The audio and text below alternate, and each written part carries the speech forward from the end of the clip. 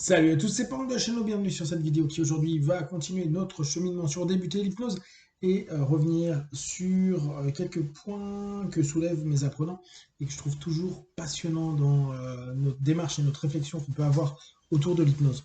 J'ai eu pas mal de retours que je trouve utiles à recadrer à un certain moment. Alors bien sûr, ça ne reste que mon point de vue, mais euh, dans, dans une dimension où il y a quand même beaucoup d'arnaques dans l'hypnose. Il y a beaucoup de mensonges, de mythos.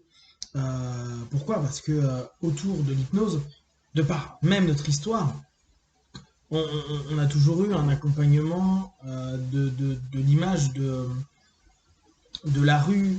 Alors, de la rue, je parle pas de street hypnosis, hein, je parle vraiment des personnes qui allaient exploiter l'hypnose dans des foires, qui serait plutôt de l'hypnose de scène à ce moment-là, au début du 20e, et qui s'est développé longtemps, et puis maintenant on a une résurgence avec un type d'hypnose de scène.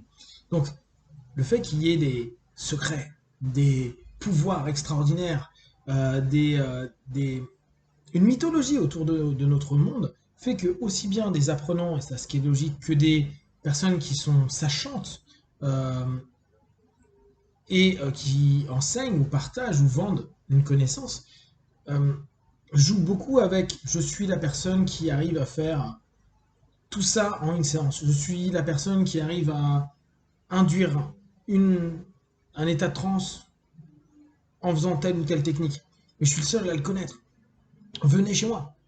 Et là, on en parlait parce que mes apprenants, ils m'expliquaient que ils ont vu des cours où il y a le prof qui dit bah voilà, moi en une minute, j'arrive à faire arrêter de fumer n'importe qui, etc.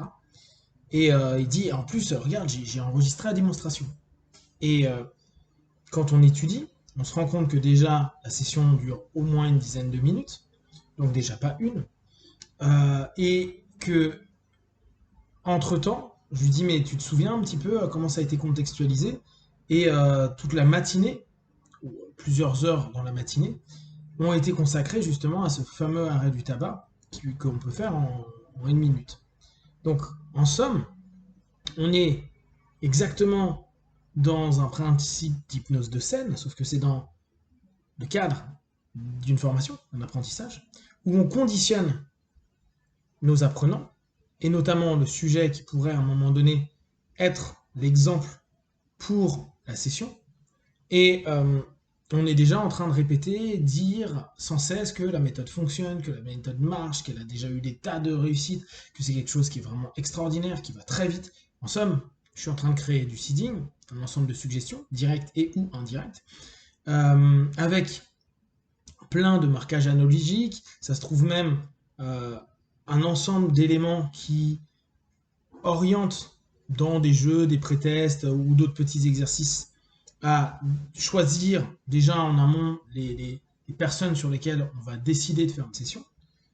En gros, on se retrouve exactement comme quand on va voir un spectacle d'hypnose euh, de scène et qu'il y a l'ensemble du cheminement de base qui est j'ai une démarche proactive pour aller jusqu'à la salle, j'ai payé mon billet, donc je suis dans des notions d'engagement qui, au moment où je vais faire les tests et qu'en plus j'en ai envie et que ça me fait plaisir, surtout là en l'occurrence on me dit bah en une minute tu vas arrêter de fumer alors que ça fait X années que tu le fais, c'est top, mais on voit pas tout ce que les hypnotistes de scène appellent le pré-show, tout ce qui prépare à ce que le show se passe bien.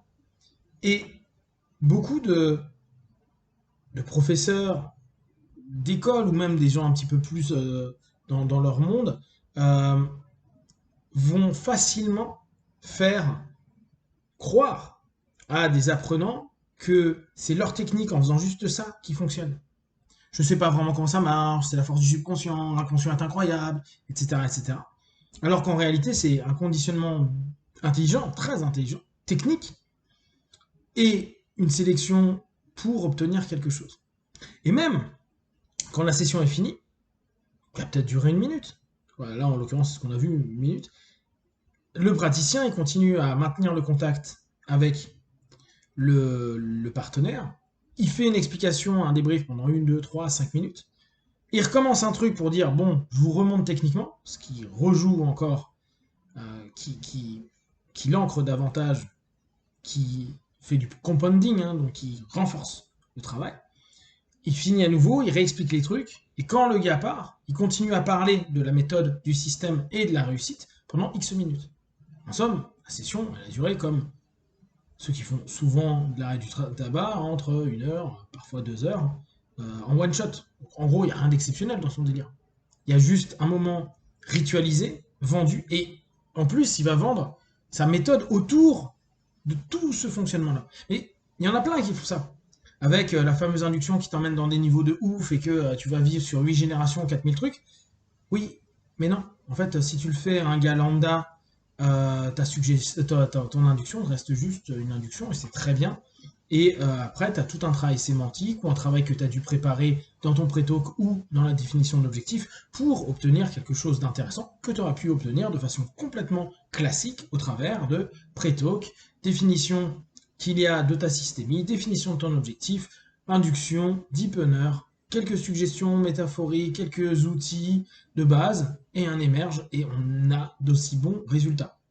Sauf que plus ça va, et ce qui est logique, c'est un monde concurrentiel, plus on arrive encore à faire croire à des choses incroyables, ouais, je suis allé dans une vie antérieure, postérieure, extraterrestre, tout ce qu'on veut, plus les personnes vont accepter ce deal-là.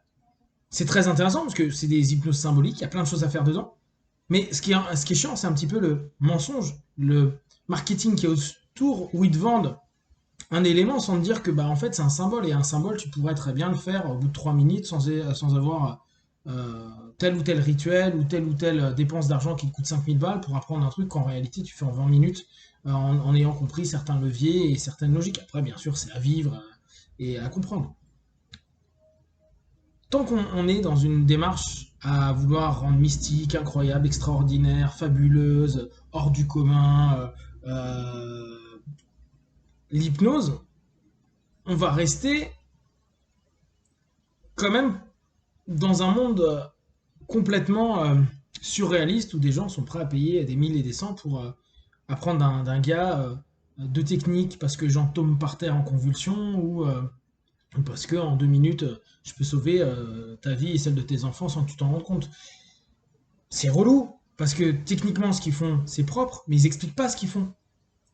Et ce qu'ils font c'est pas leur technique, c'est tout ce qu'il y a autour, tout ce qui va être hypnose couverte, hypnose indirecte, intersection, tous les jeux qu'il peut y avoir dans cette démarche. Et c'est ça qui est un peu dommage, c'est qu'il y a des apprenants qui disent ouais mais mon prof il est trop fort parce qu'il fait ça, ça, ça, ou j'ai vu mon prof faire ceci, ceci, cela. Oui, mais parce que tout ce qu'il a fait, la manière dont il a conditionné depuis le début la salle de classe, qui en plus est absolument pas un lieu de thérapie pur, bien sûr il peut y avoir de la thérapie dedans, mais c'est pas pur comme un cabinet, avec des gens qui sont complètement acquis à la cause, ou en tout cas en grosse partie, on va dire 80%, parce qu'ils ont quand même dépensé un paquet de thunes pour être avec ce prof-là. Oui, le prof est super. Mais ce qui est dommage, c'est que c'est pas enseigné ce qu'ils sont en train de faire. Comme quand j'étais allé voir Bendler, Grinder, et que, ou Calbanian, ou tous les anciens que j'ai pu aller voir, et je vous décris les sessions en cherchant à voir ce qu'ils font en dehors de la session. Avec toutes les suggestions qui sont paraverbales, non-verbales, bien sûr, avec tous les marquages, tous les ancrages spatiaux, analogiques, etc., etc. Et c'est ça qui est passionnant. Mais en même temps, c'est pas ça qu'ils vendent. Ils vont pas te dire, bon, je vais vous apprendre à manipuler tout le monde et à faire ceci, ceci, cela. Encore qu'il y en a qui le font et c'est super. Et encore, ils le font, mais en manipulant encore pour aller au level 2, 3, 4, 5 et 25. Donc, il y a toujours cette petite chose-là. Et prenez attention quand vous débutez l'hypnose. Alors moi, je suis un anti-magique de l'hypnose, vous le savez bien, je suis hyper terre à terre.